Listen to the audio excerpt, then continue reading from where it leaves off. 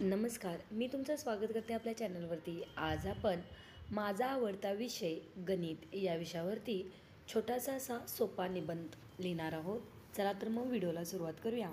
मला लहानपणी पहिल्या इयत्तेत जेव्हा गणित शिकवले तेव्हापासूनच मी गणिताचा प्रशंसक आहे। माझ्या शिक्षकांनी मला 1 ते 10 पर्यंत अंक वाचन शिकवले। नंतर माझ्या आईच्या मदतीने मी 50 पर्यंतचे अंक शिकले।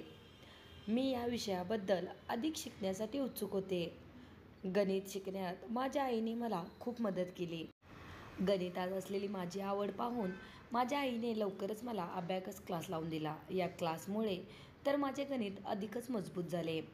जेव्हा माझे वडील मला खेळणे घ्यायला गेले तेव्हा मी त्यांच्याकडून अबॅकस मागितले। अबॅकस ही गणित शिकण्याची प्राचीन पद्धत आहे। मी गणितातील सर्व महत्त्वाचे सूत्र लक्षात ठेवले आहे। या सूत्रांचा गणित उदाहरणे सोडविताना खूप उपयोग होतो। माझे बरेच मित्र गणिताचा अभ्यास करण्यासाठी माझ्या घरी येतात, कारण त्यांनाही माहिती आहे की गणित विषयातील उदाहरणे सोडवण्यात मला जराही अडचण येत नाही। गणितात चांगला असल्यामुळे मला इतर विषयांचा अभ्यास करण्यासाठी वेळ मिळून जातो। प्रत्येक परीक्षेत मला गणित विषयात उच्च गुण मिळतात, त्यामुळे आमचे गणिताचे शिक्षक माझ्यावर खूप खूप खुश होतात।